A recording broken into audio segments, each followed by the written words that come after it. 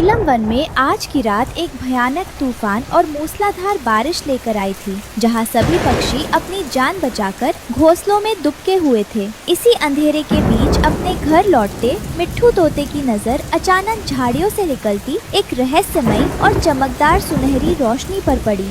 अरे बाबा, ये कैसी रोशनी है? इस भयानक अंधेरी रात में ऐसा उजाला, कहीं यहाँ कोई जादुई खजाना तो नहीं छिपा है?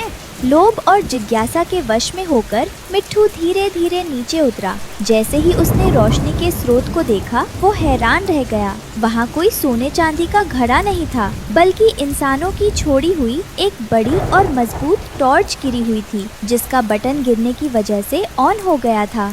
तेरे की मैं भी कितना बुद्धू हूँ, मुझे लगा कोई खजाना मिल गया। खैर, ये अनोखी चीज तो कमाल की है। इसके उजाले से अब मुझे अंधेरे में उड़ने में कोई दिक्कत नहीं होगी।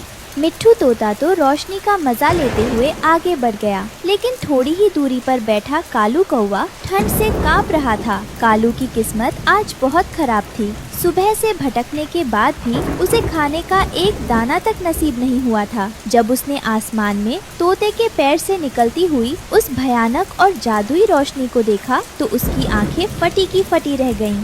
बाप रे बाप, तोते के पास ये क्या चीज है? इतनी तेज रोशनी तो सिर्फ राजाओं के हीरो में होती है। जरूर तोते को जंगल के उस पार कोई बड़ा खजाना हाथ लगा है। अगर ये खजाना मुझे मिल जाए तो मेरी 7 पुश्तें बैठकर खाएंगी। मुझे इस तोते का पीछा करना ही होगा। कालू ने खजाने के लालच में तोते का पीछा किया, लेकिन पास पहुंचते ही टॉर्च की तेज रोशनी से उसकी आंखें चौंधिया गईं। जब उसे समझ आया कि वो कोई खजाना नहीं बल्कि इंसानों का खिलौना है, तो उसका दिल टूट गया और वो भूखा प्यासा निराश होकर अपने घोंसले की तरफ मुड़ गया। हाय रे फूटी किस्मत, खजाना समझकर पीछा किया, यहाँ तो फूटी कौड़ी भी नहीं मिली। ऊपर से भोजन का एक तिनका भी नहीं है।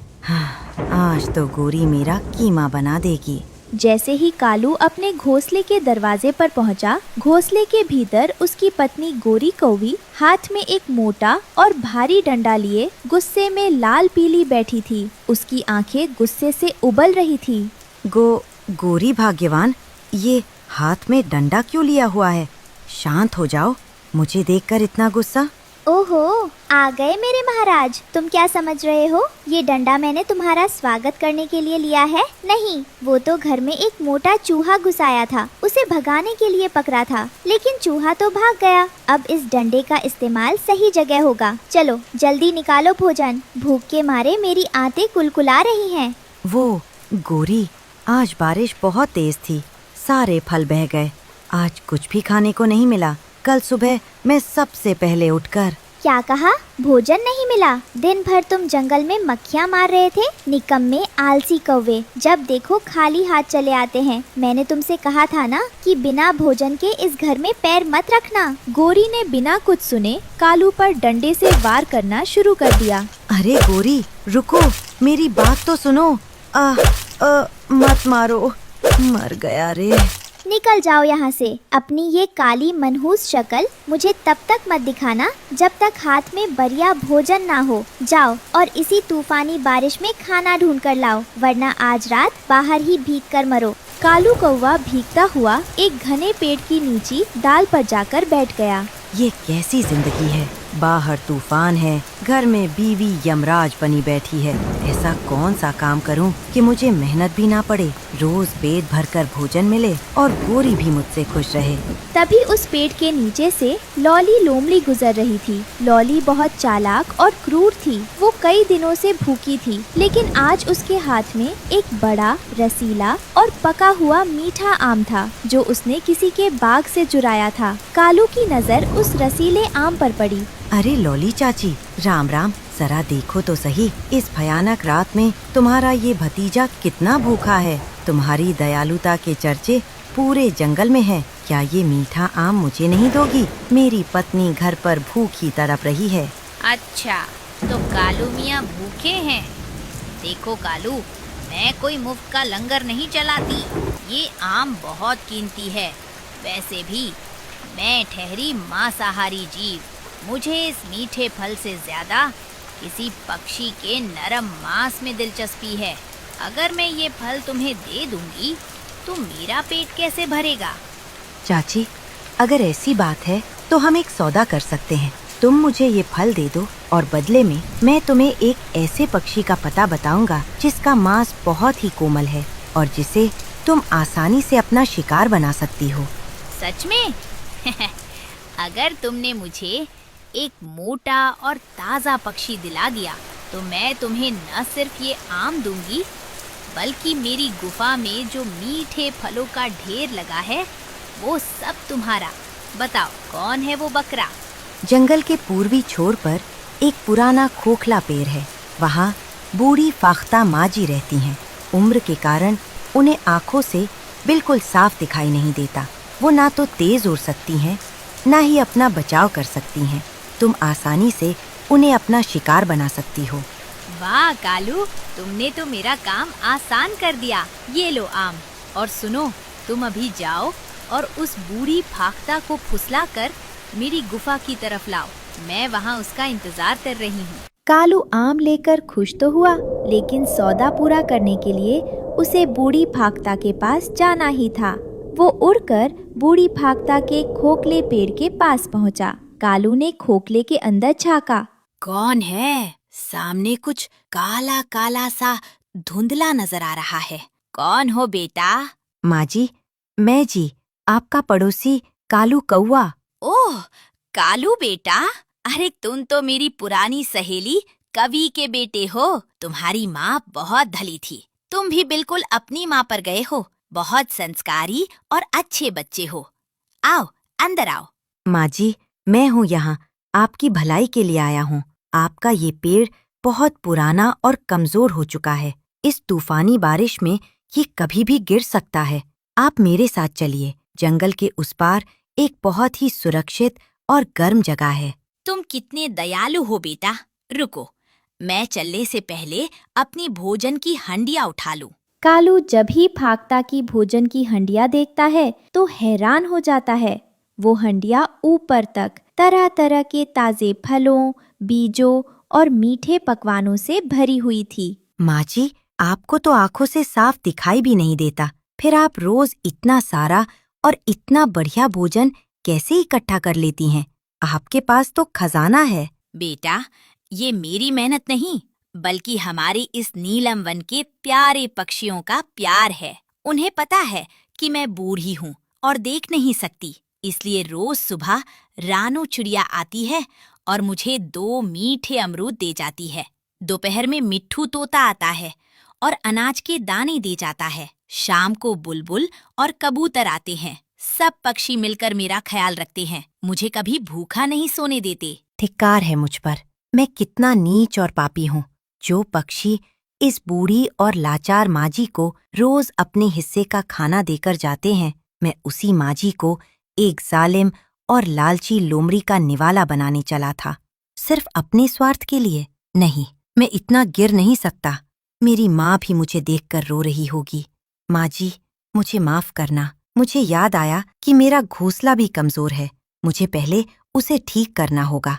आप यहीं रहिए, यहाँ आप सुरक्षित हैं। लेकिन माँ जी, मुझे बहुत तेज भूख लगी है। क्या मैं आपकी हंडिया से थोड़े फल ले सकता हूँ? अरे बेटा, इसमें पूछना क्या है? ये सब तुम बच्चों का ही तो है। जितना मन चाहे ले जाओ। कालू जब ढेर सारे फलों के साथ घोंसले में लौटा तो गोरी कौवी का गुस्सा हवा हो गया। लेकिन कालू ये भूल गया था कि उसने लॉली लोमड़ी के साथ धोखा किया था। लोमड़ी पूरी रात गुफा में भूखी बैठी रही और फाख्ता का इंतजार करती रही। जब सुबह तक कोई नहीं आया तो उसका गुस्सा 7वें आसमान पर पहुंच गया। उस काले कौवे की इतनी हिम्मत कि उसने मुझसे झूठ बोला और मेरा शिकार मुझे नहीं दिया। अब मैं उस बूढ़ी फाख्ता को बाद में देखूंगी। पहले उस कालू कौवे की हड्डी पसली एक करूंगी। अगली सुबह मौसम बिल्कुल साफ था। कालू कौवा कल की तरह आज भी जल्दी भोजन की तलाश में निकल पड़ा। उसकी किस्मत अच्छी थी। उसे थोड़ी ही दूरी पर एक बड़ा और पका हुआ पपीता मिल गया। कालू खुश होकर पपीते को अपनी चोंच में दबाकर उड़ने ही वाला था कि अचानक झाड़ियों में से एक जोरदार सरसराहट हुई। कहाँ भाग रहे हो मेरे धोखेबाज भतीजे? चाची, तुम यहाँ? देखो, कल रात बहुत तेज बारिश थी, इसलिए मैं बूढ़ी फाख्ता को नहीं ला सका। चुप रहो झूठे कौवे, तुमने मुझे धोखा दिया है। मुझे पता चला है कि तुम फाख्ता के यहाँ से खुद फल चुरा कर भाग गए और मुझे भूखा छोड़ दिया। अब मुझे किसी पक्षी का मांस नहीं चाहिए। आज मैं तेरा ही नाश्ता करूंगी। लॉली लोमड़ी ने एक जोरदार छलांग लगाई। कालू ने डर के मारे पपीता वही गिरा दिया और ऊपर की तरफ उड़ा। लोमड़ी जमीन पर उसके नीचे नीचे दौड़ रही थी। बचाओ बचाओ, कोई है जो मेरी जान बचाए, लोमड़ी मुझे मार डालेगी। दौड़ते दौड़ते कालू बुरी तरह थक गया। उसने नीचे एक घनी कटीली झाड़ी देखी और अपनी जान बचाने के लिए वो उसके अंदर घुसकर छिप गया। कब तक इस झाड़ी में छिपे रहोगे कालू मियाँ? झाड़ी के कांटे तुम्हें चुभ रहे होंगे। बाहर आओगे तो सिर्फ एक ही बार दर्द होगा। हमेशा के लिए भूख प्यास से मुक्ति मिल जाएगी। मैं यहीं बैठी हूँ। इसी दौरान नीलम वन की सबसे समझदार चिड़िया रानू चिड़िया वहाँ से गुजर रही थी। उसने कालू की चीखें सुनी थी और अब उसने लोमड़ी को झाड़ी के बाहर बैठे देख लिया था। भगवान, कालू भैया बहुत बड़े संकट में है। कालू भैया स्वभाव के थोड़े लालची और कड़वे जरूर है, लेकिन है तो वो हमारे ही जंगल का हिस्सा। इस समय उनकी जान खतरे में है। मुझे कुछ करना होगा। अकेले मैं लोमड़ी का मुकाबला नहीं कर सकती। मुझे सबको इकट्ठा करना होगा। रानू चिड़िया बिजली की गति से उड़ी। वो सबसे पहले तोते, बुलबुल और बाकी पक्षियों के पास गई। पक्षियों भाइयों, जल्दी चलो, हमारे कालू भैया को लोमड़ी ने घेर लिया है। अगर हम अभी नहीं गए तो लोमड़ी उन्हें मार देगी। क्या? कालू भैया मुसीबत में है? चलो, हमें तुरंत चलना चाहिए। तोते भैया, आप सबसे तेज उड़ते हो। आप जल्दी से जाओ और कालू की पत्नी गोरी कौवी को बुला कर लाओ। उसे भी पता होना चाहिए। मिट्ठू तोता उड़कर तेजी से कालू के घोंसले पर पहुंचा। गोरी बहन, अनर्थ हो गया, जल्दी चलो। ए मोटी चोंच वाले तोते, तुम पक्षियों में कुछ तमीज नाम की चीज है या नहीं? दरवाजा खुला देखा नहीं कि मुंह उठाकर अंदर चले आए? श्रीमती गोरी कौवी जी, आपके पति कालू भैया को दक्षिण की झाड़ियों में लॉली लोमड़ी ने पकड़ लिया है और वो उन्हें चबाने वाली है। बस इतना ही कहना था। अब मैं जा रहा हूँ। क्या मेरे सुंदर पति देव मुसीबत में है? चलो जल्दी चलो, मेरे पति को बचाओ। उधर झाड़ी के पास लोमड़ी का सब्र का बांध टूट चुका था। उसने अपना पैर झाड़ी के अंदर घुसाया और कालू को बाहर खींच लिया। छोड़ दो मुझे चाची, मुझे मत खाओ, दया करो। अब कोई दया नहीं कालू मियाँ, आज मैं तेरा ही नाश्ता करूंगी। लोमड़ी ने जैसे ही अपना मुंह खोला तभी आसमान में एक जोरदार शोर गूंजा। खबरदार जो मेरे पति को हाथ भी लगाया, छोड़ उसे डायन लोमड़ी।